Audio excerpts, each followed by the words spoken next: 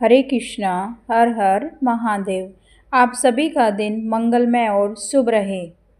आज हम सुनाने जा रहे हैं शनिवार व्रत का महात्म्य एवं विधि विधान से पूजा।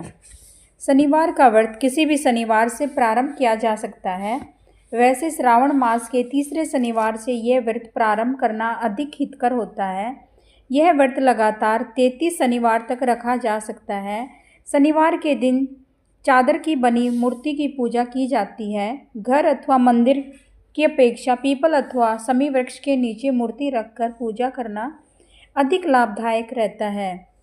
शास्त्रीय विधान तो काजल का तेल में घोल कर और उस घोल में रंगे चावल से 24 दल कमल बनाकर उसके मध्य लोहे अथवा टीन की बनी शनिदेव की मूर्ति रखकर पूजा करने का है। शनिदेव की पूजा में काले रंग के फूलों, सरसों के तेल के दीपक और लोहे के पात्रों का प्रयोग तो करें ही, अन्य वस्तुएं भी जहाँ तक संभव हो काले रंग का ही प्रयोग करें। जिस वृक्ष के नीचे बैठकर आपने पूजा की है उसके तने पर सूत अथवा धागे का 7 बार लपेटने से शनिदेव परम प्रसन्न होते हैं।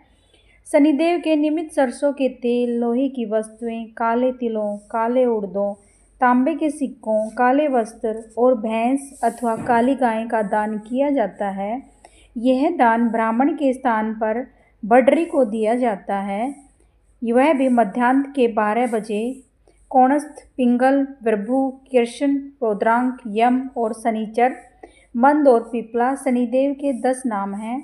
पूजा के बाद इनके विधान वैसे अधिकांश तो शनिदेव की पूजा तक ही सीमित करते हैं। पीपल पर 1 लोटा जल चढ़ाकर ही पूजा को पूर्ण मान लेते हैं।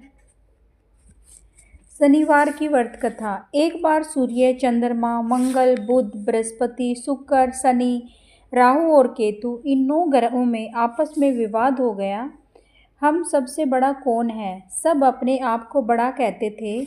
जब आपस में कोई निश्चय न हो सका तो सब के सब आपस में झगड़ते हुए इंद्र के पास गए और कहने लगे, आप सब देवताओं के राजा हो, इसलिए आप हमारा न्याय करके बतलाओ कि हम 9 ग्रहों में सबसे बड़ा कौन है। राजा इंद्र का यह प्रश्न सुनकर घबरा गए और कहने लगे, मुझ में ये सामर्थ्य नहीं है जो कि बड़ा या छोटा बताऊं। मैं अपने मुख से कुछ भी नहीं कह सकता। हाँ, एक उपाय है। इस समय पृथ्वी पर राजा विक्रमादित्य सबसे अच्छा और सटीक न्याय करने वाला है, इसलिए तुम सब उन्हीं के पास जाओ और वही सही निर्णय करेंगे। इंद्र के वचन सुनकर सभी ग्रह देवता भूलोक में राजा विक्रमादित्य की सभा में आकर उपस्थित हुए और अपना प्रश्न राजा के सामने रखा। राजा विक्रमादित्य उनकी बात सुनकर बड़ी चिंता में पड़ गए कि मैं अपने मुख से किसको बड़ा बताऊं और किसको छोटा बताऊं। जिसको छोटा बतलाऊंगा वही क्रोध करेगा। उनका झगड़ा निपटाने के लिए राजा ने एक उपाय सोचा। उन्होंने सोने, चांदी, कांसा, पीतल, सीसा, रांगा, जस्ता, अभ्रक और लोहा 9 धातुओं के 9 आसन बनवाए और सब आसनों को क्रम से, जैसे सोना सबसे आगे, लोहा सबसे पीछे। इसके पश्चात राजा ने सब ग्रहों से कहा कि आप सब अपने अपने आसनों पर बैठिए। जिसका आसन सबसे आगे है वह सबसे बड़ा और जिसका आसन सबसे पीछे है वह सबसे छोटा जानिए। क्योंकि लोहा सबसे पीछे था वह शनिदेव का आसन था, इसीलिए शनिदेव ने समझ लिया कि राजा ने मुझको सबसे छोटा बताया। इस पर शनिदेव को बड़ा क्रोध आया और कहा, हे राजा, तू मेरे पराक्रम को नहीं जानता। सूर्य एक राशि पर 1 महीना, चंद्रमा 2.25 दिन और मंगल 1.5 महीना और बृहस्पति 13 महीने और बुध और शुक्र 1-1 महीने, राहु और केतु दोनों उल्टे चलते हैं। केवल 18 महीने एक राशि पर रहते हैं, परंतु मैं एक राशि पर 2.5 अथवा 7.5 साल तक रहता हूँ। बड़े बड़े देवताओं को भी मैंने भीषण दुख दिया है। राजन सुनो, राम जी को 7.5 आई और वनवास हो गया। रावण पर आई तो राम और लक्ष्मण ने लंका पर चढ़ाई कर दी, रावण के कुल का नाश कर दिया। हे राजा, तुम अब सावधान रहना। राजा ने कहा, जो कुछ भाग्य में लिखा होगा देखा जाएगा। उसके बाद अन्य ग्रह तो प्रसन्नता के साथ चले गए, परंतु शनिदेव तो वहाँ से बड़े ही क्रोध से सिधारे। कुछ काल व्यतीत होने पर राजा को 7.5 लगी। शनिदेव घोड़ों के सौदागर बनकर अनेक सुंदर घोड़ों को सहित राजा की राजधानी में आए। जब राजा ने सौदागर के आने की खबर सुनी तो अपने अश्वपाल को अच्छे अच्छे घोड़े खरीदने की आज्ञा दी। अश्वपाल ऐसे ही अच्छी नस्ल के घोड़े देखकर और उनका मूल्य सुनकर चकित रह गया। तुरंत ही राजा को खबर दी। राजा उन घोड़ों को देखकर एक अच्छा सा घोड़ा चुनकर उस पर सवारी के लिए चढ़ा। राजा के घोड़े की पीठ पर चढ़ते ही घोड़ा जोर से भागा। घोड़ा बहुत दूर तक जंगल में जाकर और राजा को छोड़कर अदृश्य हो गया। इसके बाद राजा अकेला जंगल में भटकता फिरता रहा। बहुत देर के पश्चात राजा ने भूख और प्यास से दुखी होकर भटकते भटकते एक गवाले को देखा। गवाले ने राजा को प्यास से व्याकुल देखकर उनको पानी पिलाया। राजा की उंगली में एक अंगूठी थी, वह उसने निकालकर प्रसन्नता के साथ गवाले को दे दी। शहर की ओर से चल दिया। राजा शहर में पहुंचकर एक सेठ की दुकान पर जाकर बैठ गया। राजा ने अपने आप को उज्जैन का रहने वाला तथा अपना नाम वीका बतला दिया। सेठ ने उसका एक कुलीन मनुष्य समझकर जल आदि पिलाया और भाग्यवश उस दिन सेठ की दुकान पर बिक्री बहुत अधिक हुई। तब सेठ उसको भाग्यवान पुरुष मानकर भोजन कराने के लिए अपने घर ले गया।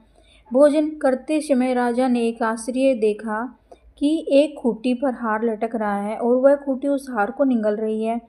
भोजन के पश्चात कमरे में आने पर जब सेठ ने कमरे में हार न मिला तो उसने निश्चय ही किया कि इसके सिवाय तो कोई कमरे में आया ही नहीं, अत्यावश्य ही उसी ने हार को चोरी किया है। परंतु वीका ने हार लेने से मनाही की। इस पर 5-7 आदमी इकट्ठे हुए उसको फौजदार के पास ले गए। फौजदार ने उसको राजा के सामने उपस्थित कर दिया। कहा, यह आदमी तो भला प्रतीत होता है, चोर नहीं मालूम होता, परंतु सेठ का कहना है कि इसके सिवाय और कोई घर में आया ही नहीं, तो चोरी इसी ने की है। तब राजा ने आज्ञा दी कि इसके हाथ पैर कटवा दो और चौरंगिया किया जाए। राजा की आज्ञा का तुरंत पालन किया गया। वीका के हाथ पैर कटवा दिए गए। अब राजा विक्रमादित्य अपाहिज होकर दर दर की ठोकरें खाने लगा। कुछ काल व्यतीत होने पर एक तेली उसको अपने घर ले गया। कोलू पर बिठा दिया गया। वीका उस पर बैठा हुआ अपनी आवाज़ से बैल हाँकता रहता था। कुछ वर्षों में शनि की दशा समाप्त हो गई और एक रात को वर्षा ऋतु में एक दिन वीका मल्हार राग गाने लगा। उसका गाना सुनकर उस शहर के राजा की कन्या उस राग पर मोहित हो गई और दासी को खबर लाने के लिए भेजा कि शहर में ये गाना कौन गा रहा है। दासी ने देखा कि वाद विवाद लेकर राजकुमारी मनभावी सेठ की कन्या श्री कंवरी तथा दोनों जगह से दहेज में प्राप्त अनेक दास दासियों सहित रथों और पालकियों सहित विक्रमादित्य उज्जैन की तरफ चले गए। जब शहर के निकट पहुँचे और पूर्ववासियों ने राजा के आने का संवाद सुना तो समस्त उज्जैन की प्रजा अगवानी के लिए आई। बड़ी प्रसन्नता से राजा अपने महल में पधारे और सारे शहर में बड़ा भारी महोत्सव मनाया गया और रात्रि की दीपमाला की गई। दूसरे दिन राजा ने शहर में यह मुनादी करा दी कि शनिचर देवता सब घरों में सर्वोपरि हैं और मैंने इनको छोटा बतलाया, इसी से मुझको भीषण दुख प्राप्त हुआ है। इस कारण सारे शहर में सदा शनिचर की पूजा और कथा होने लगी। प्रजा अनेक प्रकार के सुख भोगती रही। जो कोई शनिचर की इस कथा को पढ़ता अथवा सुनता है, शनिदेव की कृपा से उसके सब दुख दूर हो जाते हैं। शनिदेव की कथा को व्रत के दिन अवश्य पढ़ना चाहिए।